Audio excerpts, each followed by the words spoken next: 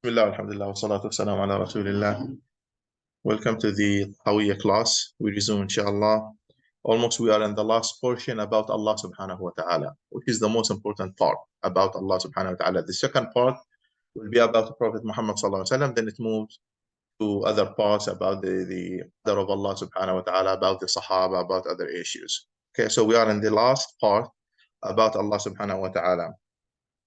Last time we talked about the possibility of the existence of the universe, the original substance, 50-50, and we said that if everything possible and not possible to exist or not to exist, then you need a doer to raise this possibility from 50% to 100% for the universe to exist.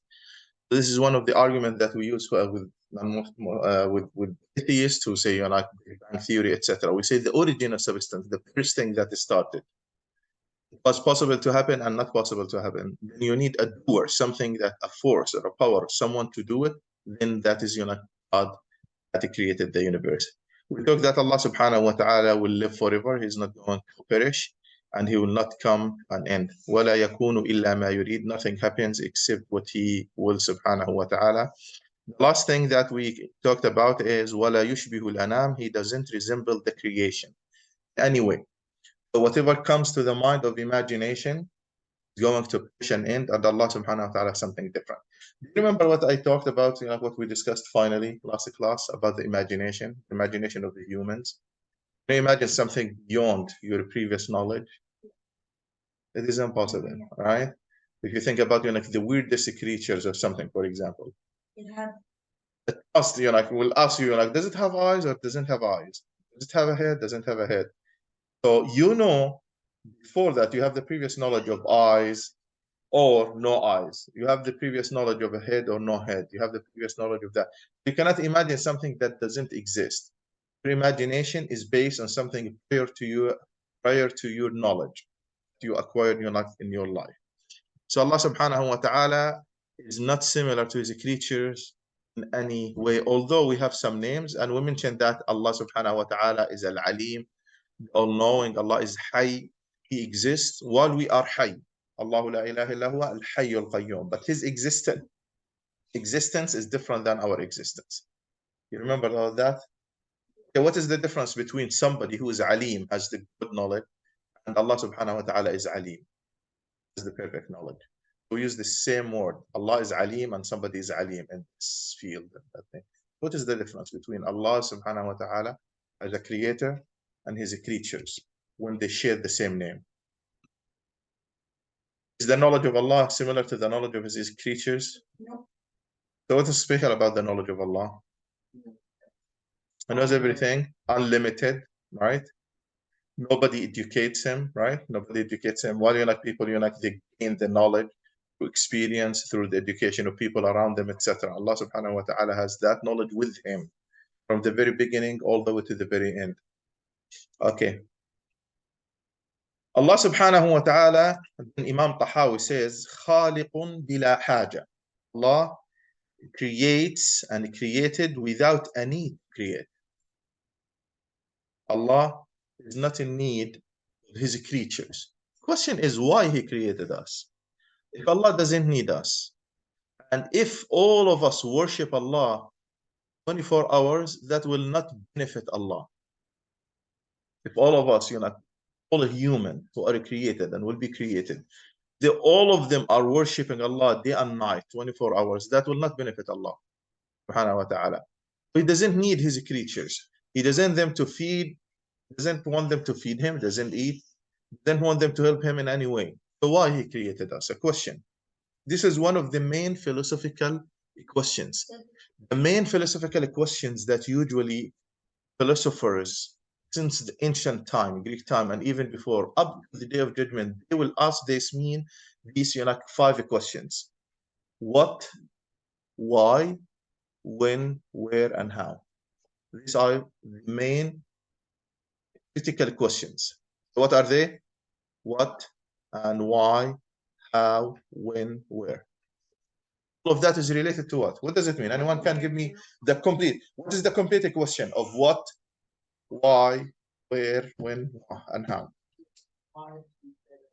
Why we are here, and what brought us here, what created us here, and how that happened, when it started, when that happened, and where.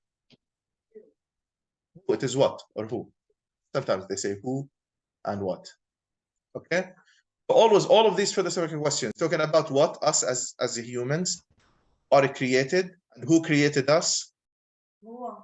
Allah subhanahu wa ta'ala. Okay. So Allah subhanahu wa ta'ala created us, okay? And for a purpose, right? So why we are here, why Allah created us. Okay, He doesn't need our worship. Yes, that is true. I created humans. I did not create humans or jinn except to worship me. But here, Imam Tahawi says that He doesn't need, His creatures. Okay, so we'll be tested. Does He benefit from our testing? No. Why He created us? Why we are existing here? Why we are in this universe? Why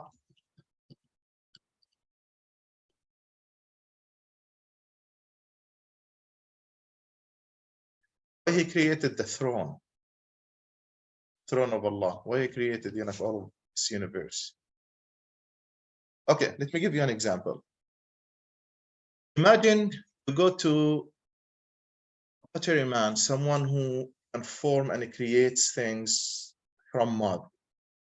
He creates cups, he creates, pieces, he creates, many things. Then you look around and you see, very tiny, small cup that is well done and decorated and all of that. And you say, now, what is the benefit of this, tiny cup that you cannot drink from it? It's not, useful to anyone. What that person possibly would say. Decoration. Nothing to do. Okay. Okay, what else? Does it show his skill when he creates something very fancy? No. Maybe it is not beneficial to him, but it is a manifestation. It is something to show his ability to create. Right? A part of our creation is how Allah subhanahu wa ta'ala created many things that worship Him, but different ways. So what does that mean? Allah created us not because He wants us, but He diversifies, He creates in different ways things that will worship Him. Okay. Do Malaika worship Allah? Yes. The Malaika worship Allah. They have other option, or they are forced to worship Allah all the time? They are forced to worship Allah all the time, right? Do they sleep? No. Do they eat? No. They don't do anything except worshiping Allah and doing what He wants them to do, right? So that is one part of the creation. Number two, you have animals. They have souls and they worship Allah in a manner that we don't know. Yes. Everything makes tasbih, glorifies Allah subhanahu wa ta'ala in a manner that we don't know. Do they have rational and thinking and all of that, animals? No. They don't have that. Okay, now objects around you. They have cells and tiny things and atoms that circle and move, and they have certain way of worshiping Allah subhanahu wa ta'ala. Yes. Do they have a free will? No. No. Now, as humans, worship, we are created and we have our intellect, right? Our brains. And we are commanded to worship Allah subhanahu wa ta'ala. So what distinguishes us from other creatures that worship Allah in different ways? What's special about it? It is the free will. Yes. Musa, can you remove that one from the sensor? It is the free will. Allah subhanahu wa ta'ala decided, okay? Decided subhanahu wa ta'ala that I want to create humans who will worship me willingly without being forced to, and they have their brains and they are different than malaika, different than other things. And the jinn also. The jinn are physically stronger than humans. Jinn, what distinguishes jinn from humans? Jinn are physically stronger than humans, and they have the ability to disappear and appear in different realms and different ways of life. Over humans intellectually, humans are smarter than the jinn, and both creatures are worshiping Allah subhanahu wa ta'ala with a free will. Both of them are worshipping Allah subhanahu wa ta'ala with every will. Okay, let me simplify it more. You go outside, fall is coming. Have you seen the colors of the fall? It's not that very impressive, when you see different, colors. Does that give you the ability how Allah subhanahu wa ta'ala is all powerful and has the ability to create different features, different things in different ways? When you see a tree is very tall and very high, and the leaves, when they turn like in fall, they turn like a brown, dark brown. Then you find another tree that is short, it turns like a brown, it is a little bit like reddish. Another one a little bit like yellowish. Things like leaves are like green. Other trees, different types. You stand impressed and astonished, saying, "Wow, subhanallah, Allah created all of that." My son that day asked me about mosquitoes. Why Allah created mosquitoes? Everything that Allah subhanahu wa ta'ala created, it is a manifestation of His power. He can create many things, and He is very creative. Now, man, my son has some art stuff at home. He sometimes brings certain with the glue gun, and he creates something. After a few days, he creates something. The more he creates, we say, is very skillful, right? He is has the skill of inventing something, right? Now, if somebody can every day, every minute create something different, it's not that very impressive, and he's more creative than somebody who just creates one thing or two things. Now, if you look at the universe around you and you look at the insects that Allah created, trees and plantations, how many categories, how many types? Millions and millions, right? Every year they say hundreds of thousands of insects around the world, they die every year. The plantations, because the humans are expanding, many of the environment and nature is dying. How many things Allah created? How many things Allah subhanahu wa ta'ala created? Many types of insects, many types of creatures, many types all of that. So it is to reflect His manifestations, and Allah subhanahu wa ta'ala created us to worship Him, and we are different than the malaika, and this is very impressive. How He creates humans worship Allah subhanahu wa ta'ala willingly, without being forced to. Without being forced to. Any question about this? Any question? Okay, so why Allah subhanahu wa ta'ala created us? Okay, so in order to worship Him, but in a different way than malaika, and that shows His power and His creativity in His creation, subhanahu wa ta'ala. Okay, then Allah subhanahu wa ta'ala, Imam Tahawi describes Him, He is the sustainer, raziqun bila ma'una. He's a sustainer, provider. He gives without difficulty. Now, all of you are supported by your family, right? Your parents mainly, and your parents go and work very hard in order to get some living.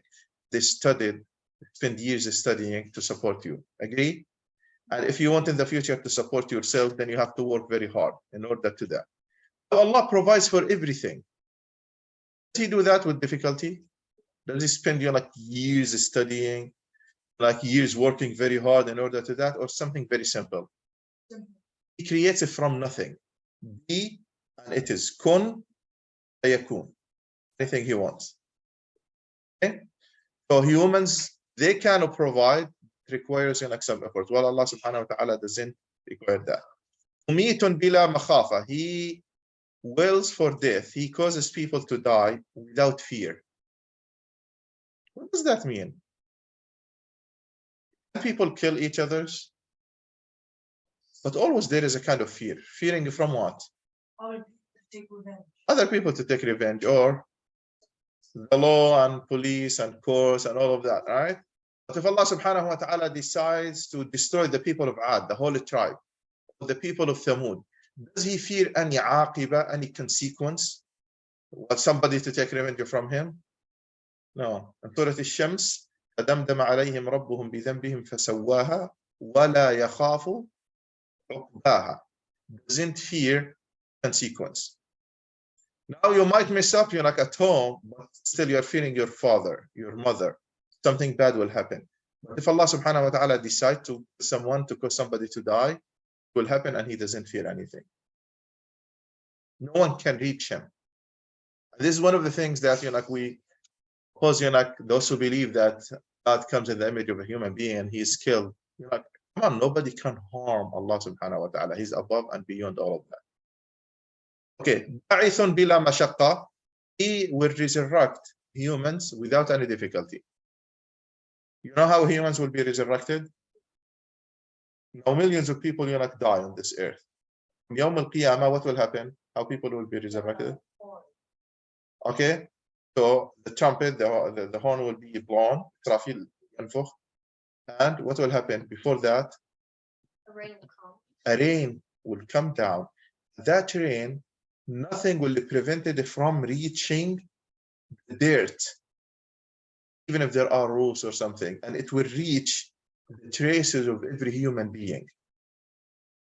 And everyone touched by that rain, when they hear that the trumpet, everyone will be resurrected. Very easily, smoothly, without any problem. Without any problem. Like humans, they spend years and years until they develop a skill when they can. If you bring somebody, I remember that electrician in Jordan, he would grab you the screwdriver and he will do that, quickly and do that quickly. He has been doing that over and over and over again until he developed that skill. Do things very fast. Your life now, going to the bathroom and brushing your teeth, closing that, doing that. Phone, sometimes I see some of the youth very quickly when you play station and the games are very fast, right? So effortless, without almost any effort. But you spend some effort learning it. You spend some effort learning it, developing your skill.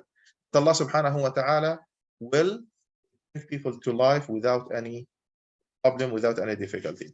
Okay, I want you now to read this one in purple, and I'm going to ask you this question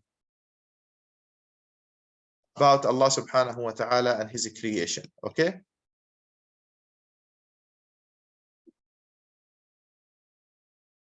You see it, I'll make it bigger for you.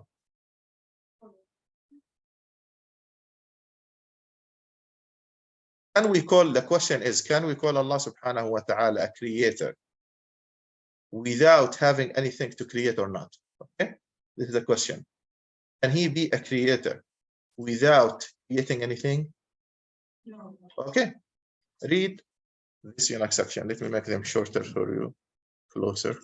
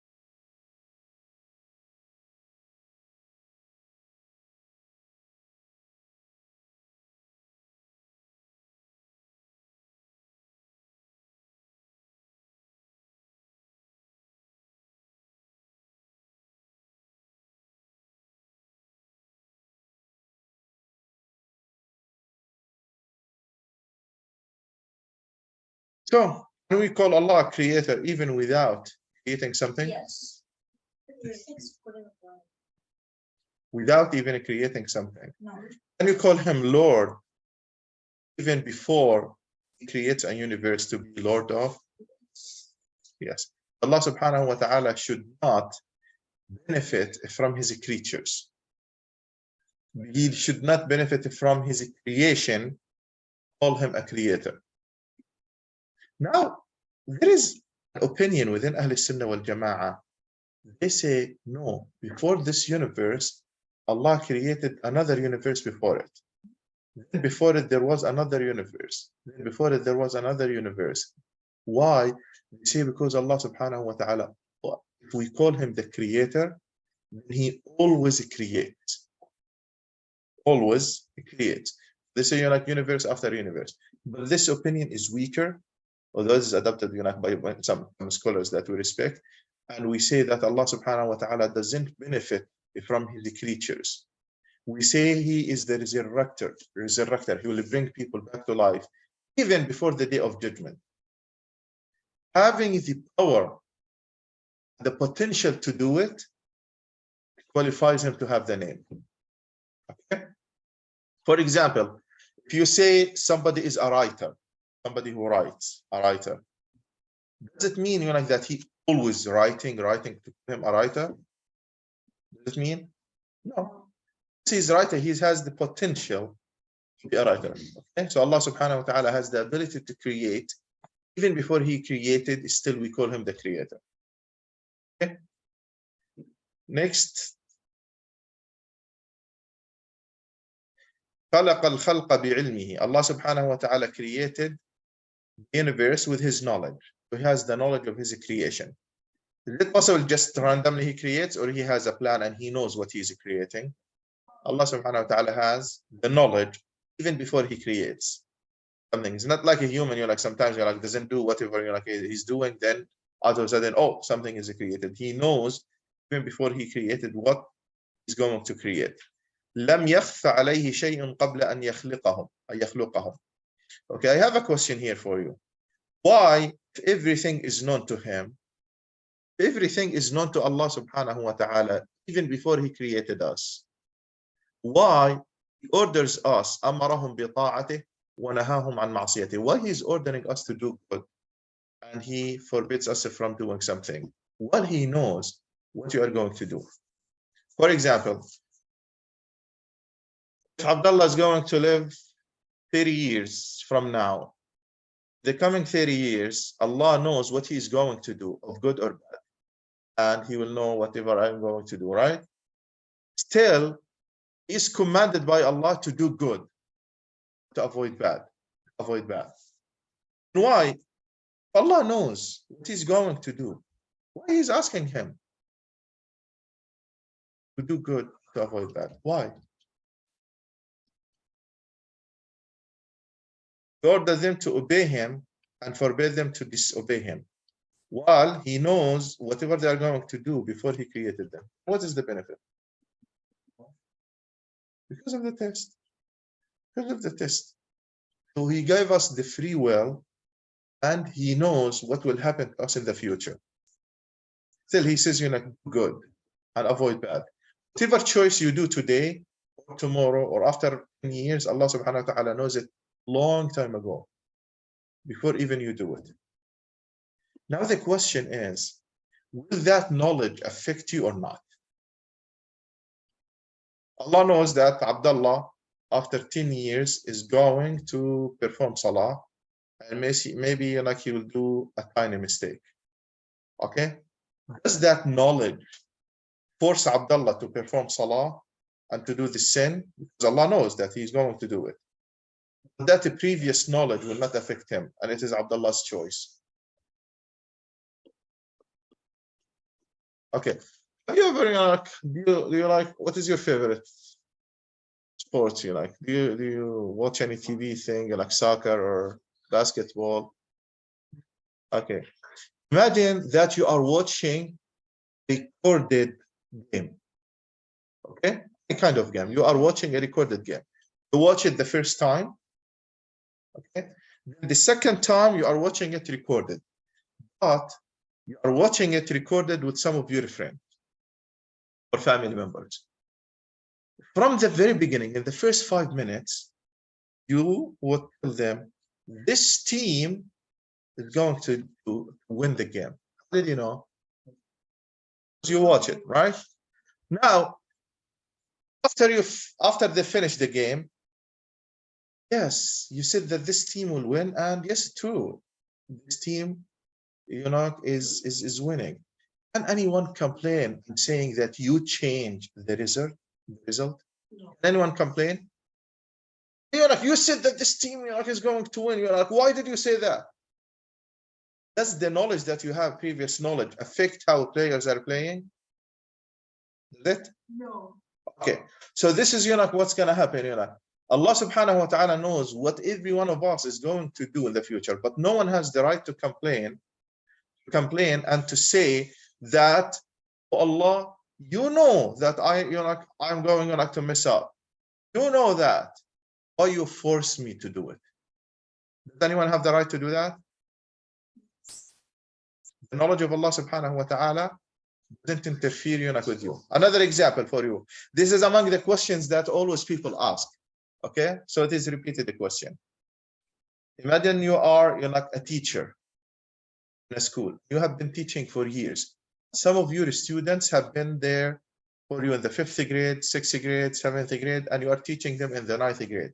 When you enter the classroom and you look at the students, you know their capacities, you know if they are committed to their studies or not.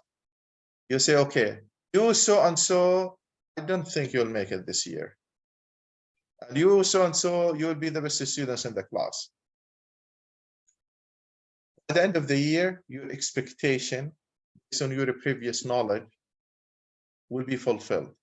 So that's a student that you said he's not committed to his study and he's careless, will fail the course. Can he blame the teacher for his previous knowledge? Oh, teacher, you said that I'm a failure. So I am a failure. It is your mistake. Can he do that? So the knowledge of the teacher doesn't affect, because the teacher was very serious, teaching all of his students, saying, okay, I want you to do good and to do that and to do that. That student was careless. He did not do his job and the homeworks. Because of that, he failed. Okay. One time there is a nice story.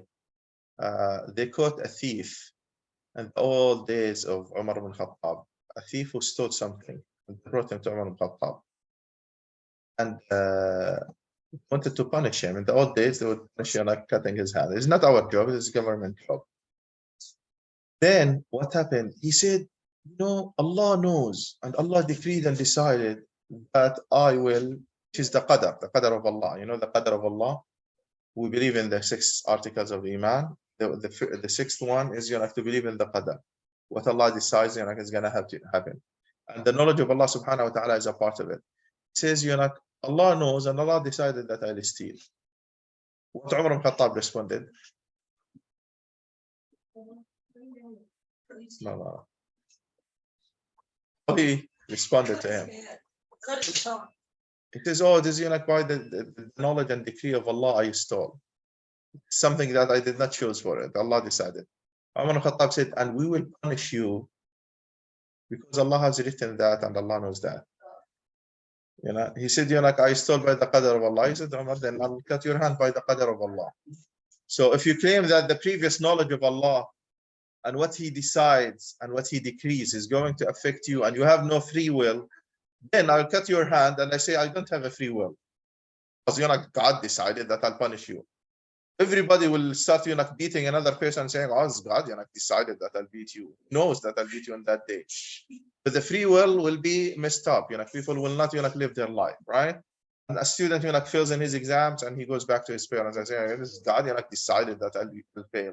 Then his parents say, okay, and we're going to punish you because Allah decides that. And any killer, any criminal will claim that, oh, it is what Allah decides. However, there's something very critical here. You do your job, and we do our job, study, and you do your best to avoid any sin. If something happens, you say it happened by the Qadar of Allah after doing your part. For example, have a long trip, you check your car, you check the tires, you check everything, you drive safely. All of that is your requirement that you must do. Then if a car accident happens, Allah forbid, you say, Allah has decided. I believe that Allah decided that will happen, and it happened. After doing your job. The question is, what is the benefit of bringing the Qadar and saying, whatever Allah decides, whatever He wants is going to happen? What is the benefit of that? going to get deeds, okay? Getting the good deeds. And what else? Good point. Believing in Allah's decision. Will that bring some comfort to your heart after things happen? You remember in the days of Corona when we would wash our hands, wear masks, and stay away from each other. We do everything possible, okay? After the disease, if somebody got contaminated and he dies or something wrong's happened to him, we say Qadar Allah, Allah decided. Will that bring some comfort to your heart? I did my best, but Allah has a decision. It will bring comfort to your heart. So if something happens to you in the future, your father, for example, something happens, or to you are walking carefully and you hit something, and you say Qadar Allah. You apply to some job and you don't get acceptance. While you studied and you applied for the job, but something happens. You say Qadar Allah. Or you want to buy a house in the future. You say, I'm going to choose the best. You go and you ask and you do your research. What is the best area of town to buy my house? And everybody advise you that this is the right area. A highway will come from here. And all of that you arrange and you studied very well. Then you buy a house in that area. A tornado happens. Or the highway in the last moment change the highway from your side, other side, the value of your property goes down, the other property. You did your best, right? You planned and you did your best. Then the qadr of Allah is stronger than you. You say, Qadar Allah, I did my part, but Allah has a plan. I don't know. That will bring some comfort. But is it an excuse for lazy people? Is it an excuse for lazy people? Not studying, saying Allah decided. Allah knows that I'll fail the exam. Somebody's killing, saying Allah knows that. Not doing your homework is a problem. So rely on Allah subhanahu wa ta'ala, believe in His qadar, but do your part. That was the last Friday, topic of khutbah al-Jum'ah, a little bit, Okay.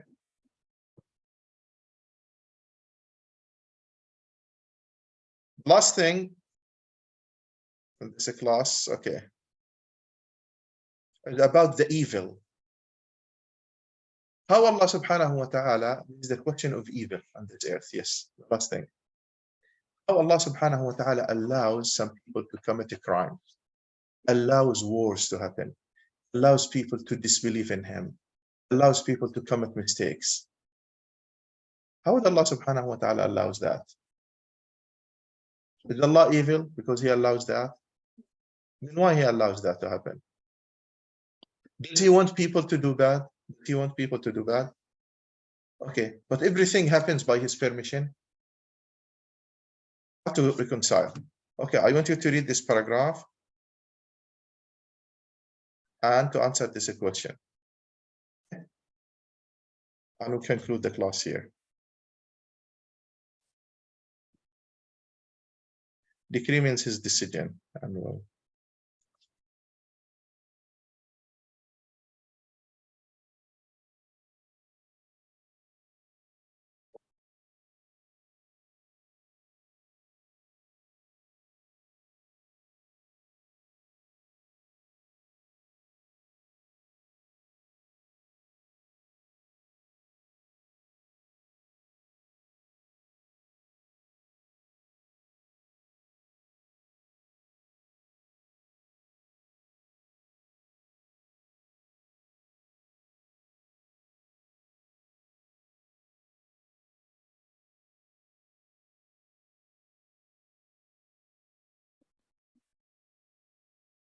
okay, how to reconcile?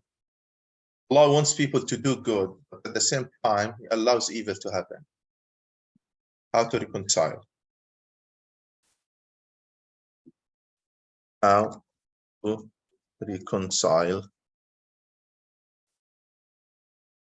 Okay. Allah wants people to do good, but He allows evil to take a place.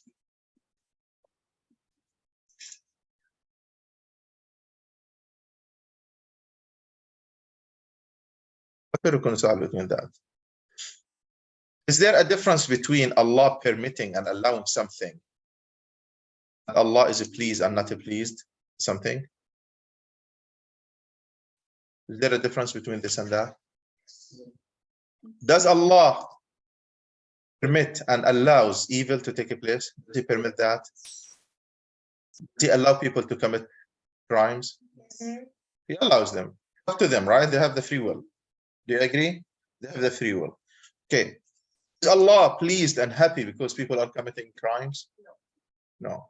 Is he angry at them because he committed the crimes and evil, and right? He's angry. So Allah allows everyone to do good or to do bad. Do bad. Okay?